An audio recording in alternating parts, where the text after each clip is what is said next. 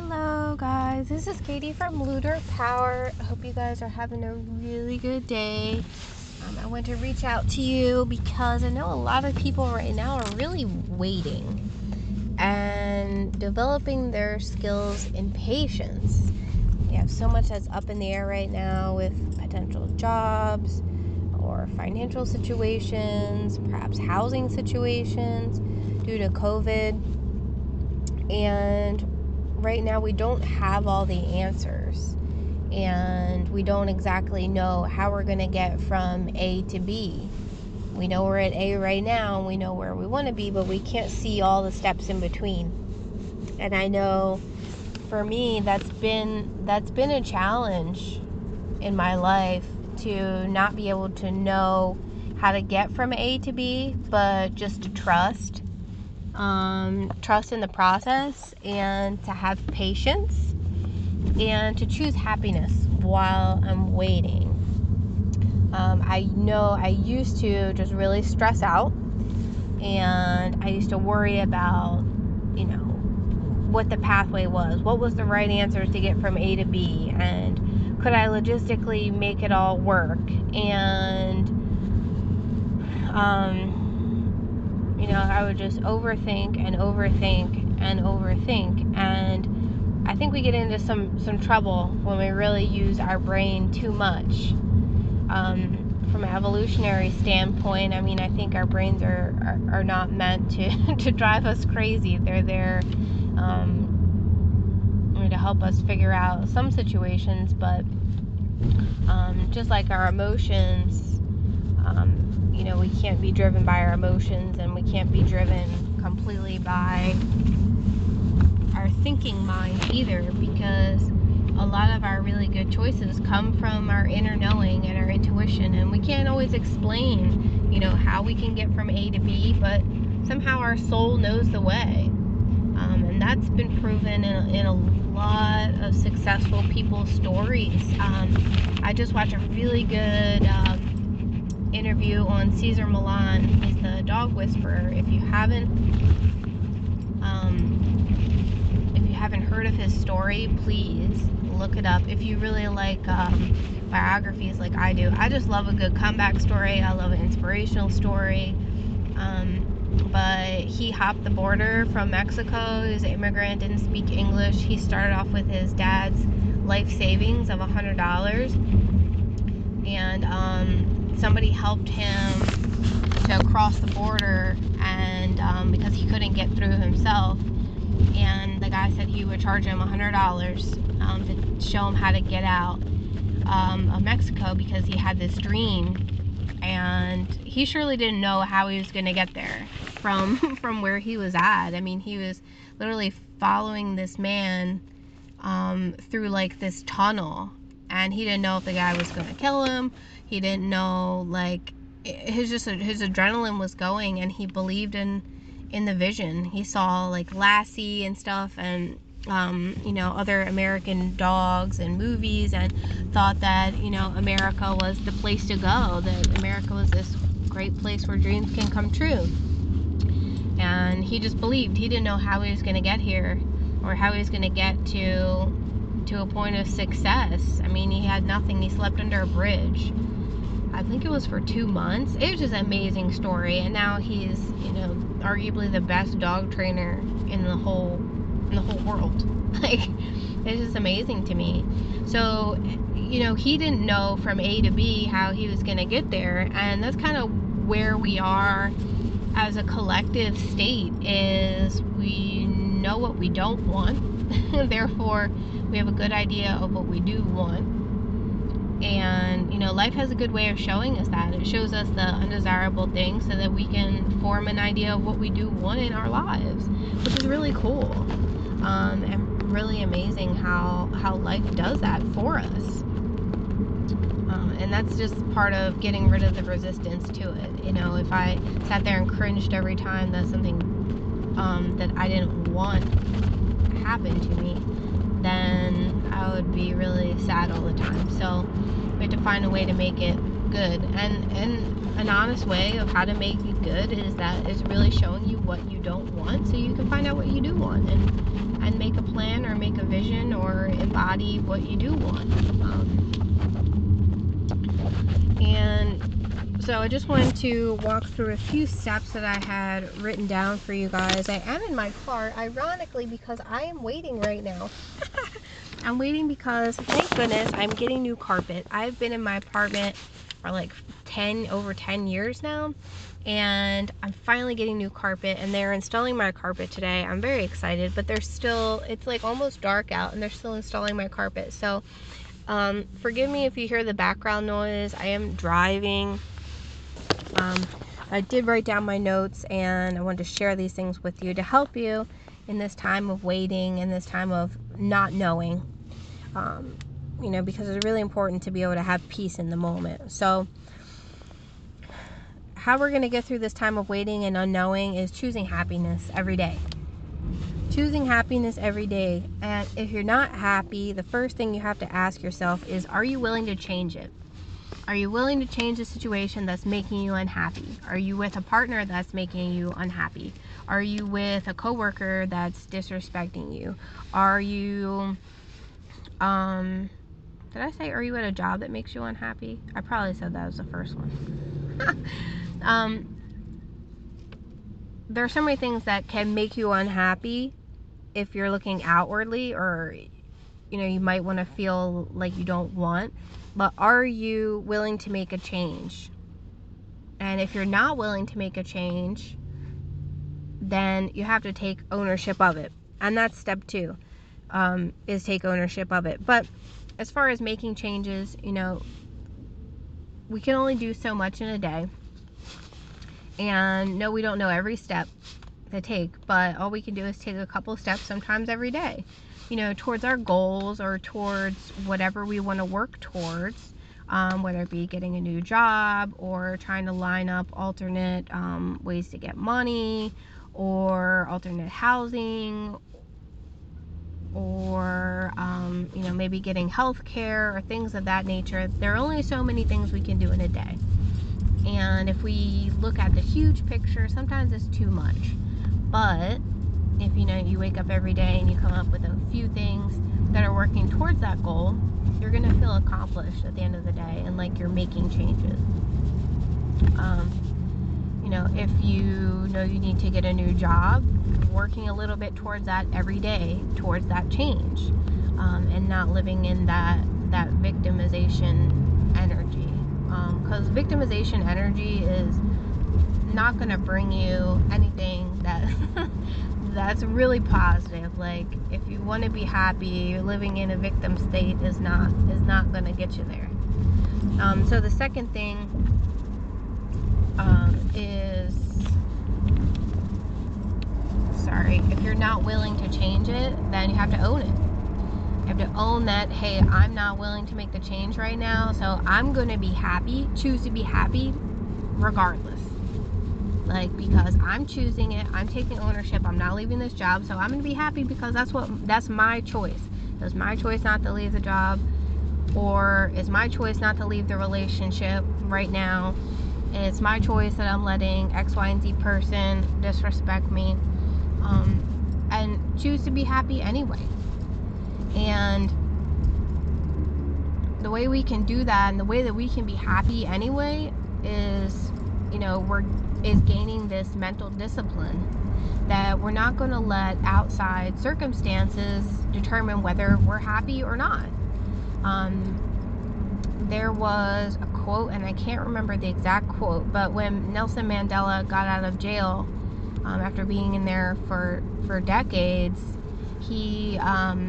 somebody asked him, how it was, and he made a statement, and I don't even want to quote it because I would quote it wrong, but he basically said that, it was a good experience. And that really goes to show that it's really about mindset. It's completely about mindset and choosing happiness. If he could choose to be happy in a jail cell for decades over something he arguably shouldn't have been in for, we can certainly choose to be happy. And there are many benefits to that. You know, if we choose to be happy, that's how we're going to bring in more happiness. If we're in a state of unhappiness, we're going to bring in more unhappiness. If we're looking at the negative, we're just going to bring in more negative. So when we choose to be happy, that's giving us the best possibility to have more happiness in the future. And the other good thing about step 2, taking ownership, is realizing that your outside circumstance is just a reflection of what's inside of you and what's in your subconscious.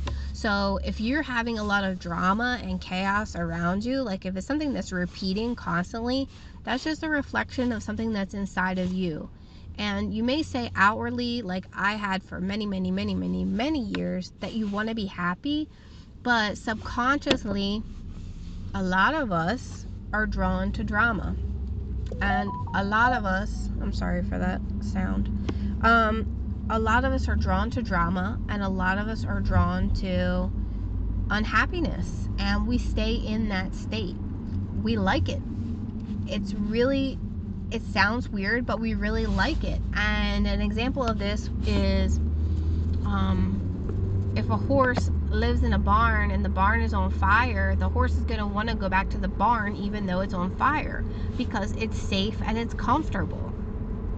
You know, that relationship that's not really working out, or, you know, that job that's not really working out, it's safe and comfortable. And that's why we go back. And if we choose to go back, then we need to be happy in that moment. You know what? Because it's a reflection and it's helping you. That situation is helping you because it's showing you what is inside. That, you know what? I am addicted to drama, or I am addicted to unhappiness. And we really can be. It's very true. We really can be. And I am very much proof of that. Because a lot of us, you know, we'll take a situation that happened for 2 minutes and we'll drag it on, like, you know, this person did this horrible thing to me and I am a victim, and we talk about it and we post on Facebook and we post on Instagram and we tell everybody about this horrible thing that happened to us, instead of taking ownership of it and making changes, or you know, changing our energy about the situation. It's a lot easier to blame everybody else. And, you know, sometimes unhappiness feels safe because of perhaps our childhood or things of that nature. Because if you're used to being in abusive situations, or you're used to not being happy, then that feels normal and that feels safe. So we naturally just want to keep feeling that way because it's safe. So if we're not willing to change it, we need to own the situation and look at it as a positive thing and be happy. Like, okay, cool. Well, now I know I'm addicted to drama. And once you realize it, then you can do something about it. I'm really addicted to being depressed because I get a lot of attention. You know, it feels safe to me. I feel like I get, you know, sympathy from people. And if I didn't talk about how depressed and how everybody is victimizing me, then maybe I wouldn't have, you know, their friendship or their attention, or they wouldn't want to be around me, because I would be okay. And if I'm okay, then they would stop checking on me, or, you know, whatever it is. I apologize. There's a ambulance going by. Like I said, not ambulance, a fire truck. Like I said, I'm in my car right now because I am waiting. There's so much people are waiting on right now, so I'm really glad I could put this video out. I learned a lot in the last couple weeks, but that was a really big one, is about addiction to being unhappy and addiction to drama. So yeah, so first step again was change. Are you willing to change it, and like making steps to change the situation while you are waiting, if possible, you know, and you can take steps to change it. And, you know, if you're unhappy, you need to own your unhappiness and be happy in the situation. Like, no matter what. If you want to be unhappy, like, or if you feel sad, then you know what, own it and get yourself some chocolate and make yourself a bath and be happy being unhappy, if that makes any sense. Like, choose happiness.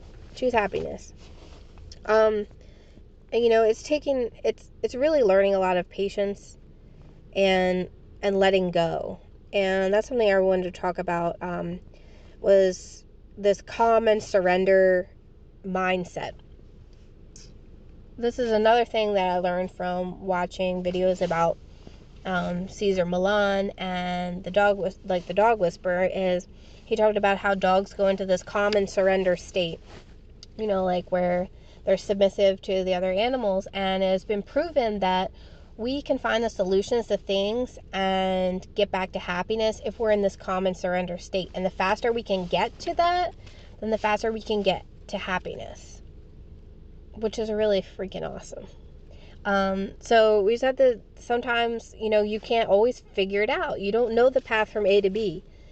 And the quicker you get to calm and surrender and just let go, and that means in your whole body, calm and surrender. Another video that I watched about that was, there was a dog that kept biting this girl's boyfriend. And because he had been bit so many times, he was just so tense and so scared around her and just so uptight and like holding her leash really tight. And then the Cesar Millan, his llama came up to him, to the boyfriend, and the boyfriend like pulled away. And he said, well, why did you pull away? And he's like, well, my llama used to spit on me. And he's like, dude, that happened in the past. Like, you gotta let go of the past. And that's not your llama, this is my llama. And his llama doesn't spit. So it's like, a lot of times we take what was in the past and bring it to the future, and it doesn't necessarily apply, because we're evolving constantly.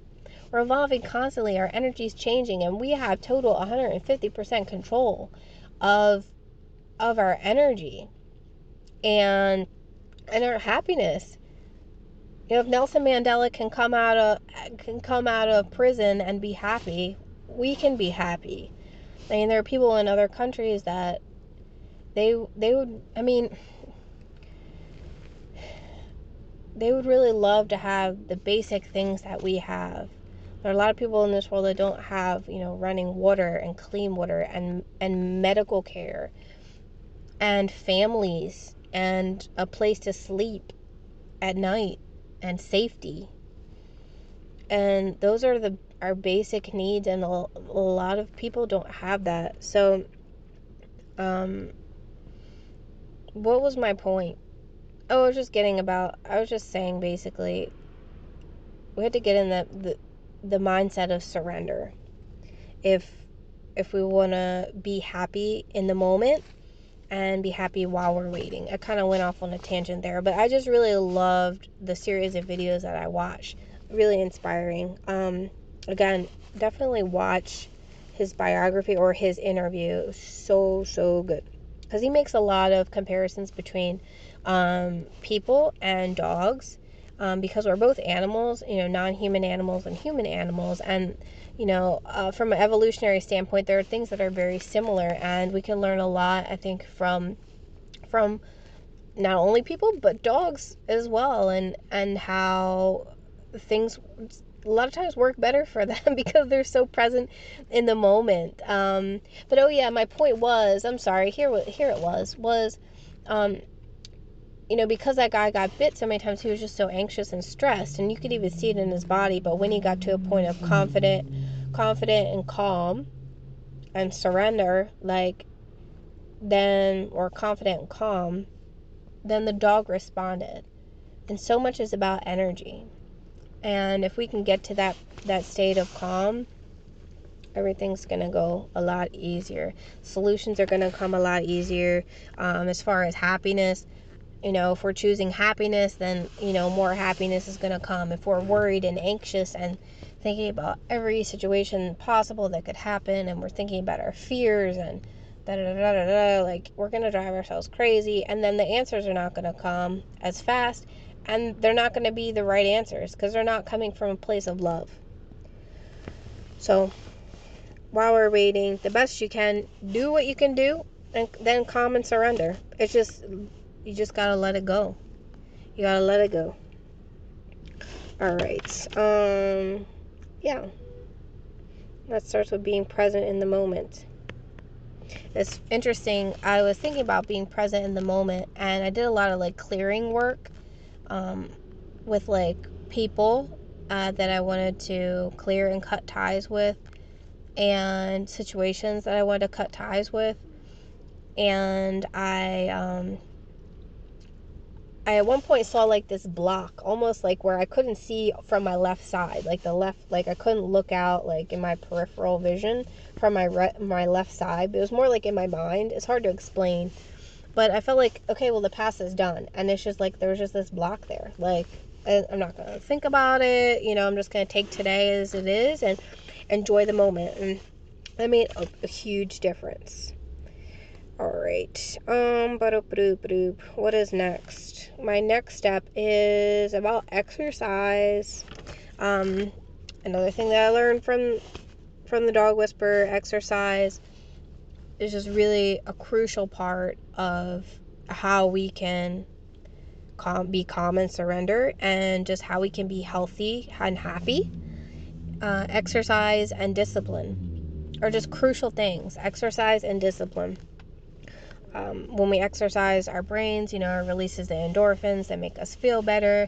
And if we're not moving, like, we're meant to move as humans. We were evolved to have very active lifestyles. We're evolved to either, be hunters or gatherers, or, out in nature and doing a job, gathering food, making shelter, things of that nature, where we're moving our body. So if we're sitting at a desk, that's not a natural thing. It's not a natural thing to be inside, and it's not a natural thing to be sedentary. And we have to work with nature. Nothing is, when we work with universal laws and we work with our evolution and how nature made us and evolution made us, then we're going to succeed. If we're going by man's laws, it's not going to work. It's not going to work. It's not going to work as well. It might work for a time, but sitting in an office and being devoid, is that the right word? I don't know. But not having the sun is not going to help us long term. We're meant to be outside. We're meant to exercise. We're meant to be physical. So exercise is a really important thing when we're waiting. I probably told you this story before, but after I got divorced, I started running. Actually, when I was pregnant, I started running a little bit. But when I really, really got into running and got obsessed with running, was when I was in that waiting period. And if you've ever been divorced, there's a lot of waiting, because you're waiting for the court system, and you could feel really nervous about it. What's going to happen, and you don't know all the answers. You don't know, financially what's going on, or you don't know about custody, or you don't know, really big life decisions. But at the end of the day, there's only so much you can do and so much you can control.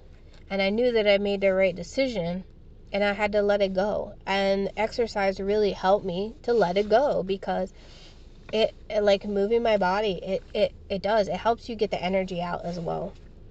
Any negative energy that's inside of you. So use that as a tool while you're waiting.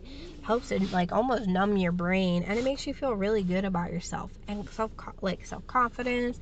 You have more energy, you stand up straighter, and you just start a little bit at a time. I did a video before just about running, just little teeny laps, not even laps, but little sprints, just with your kids, with a soccer ball, or just something little. Just start with something little. If you're not, big into exercise, or you're starting from scratch.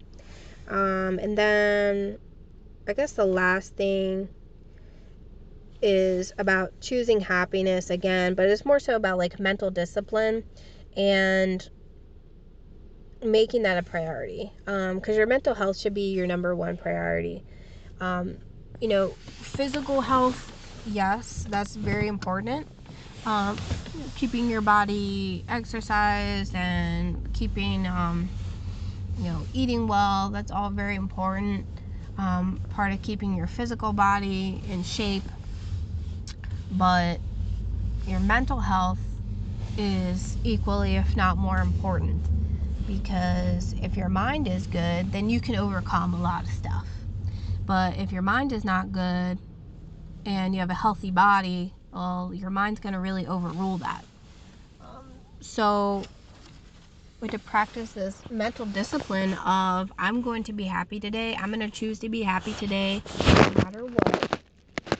And, sometimes it might take a couple weeks. It might take a month, depending on how addicted you are to that, to being sad or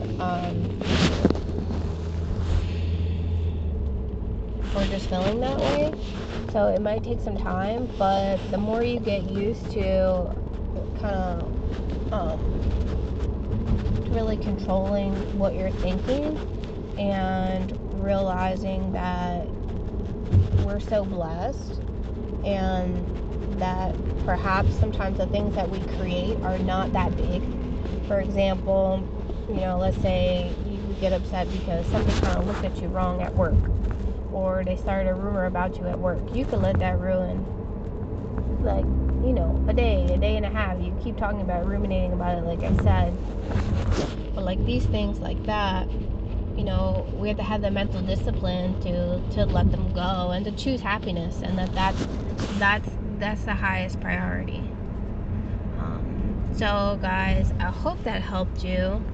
Definitely was a lot of lessons that I learned this week. Like I said, I shared a few of them on this video, but I do want to share some more really cool things that helped me. It's been a crazy, amazing week of things that I learned. But I'm definitely in a state of waiting in my life in different ways, and I'm not the most patient. Well, I'm getting good at being patient, to be very honest with you. I really am. But a couple years ago, I would say I was so impatient. And I don't know if it was my work life or my personal life or what that's really changed that. I'm just working on myself, but I feel like I'm patient now, for the most part. And this situation that's going on with me now has really helped me to work on that, and that's a beautiful thing. Again, I could choose to look at it many different ways, but when we look at something in a positive light that is helping us to grow in patience and to grow in trust and to grow in our ability to surrender and to let go, because there's so much power in that. Oh my goodness. Like a lot of times when you surrender and let go, things just magically happen, and that's so beautiful. We don't talk so much about getting in the right energy to make things happen. We talk a lot about what we can do action-wise on the earthly plane to make things happen, but energy-wise, it is insanely important, if not more important. It is more important, because if the energy is not right, all the physicalness, all the physical things that we can do to change something is not going to work if our energy isn't, ready to receive the good things that are there. So, when we're in a surrender state, we're in a we get to a receiving state, and we're not tense. So I hope this helped you. I hope this helped you in your waiting situation. We have a lot of stuff going on right now, but there's no reason why we can't be happy in this moment, and you have the power to do it. Alright guys, have a beautiful day or night wherever and whenever you're seeing this video, and I will talk to y'all later. Bye.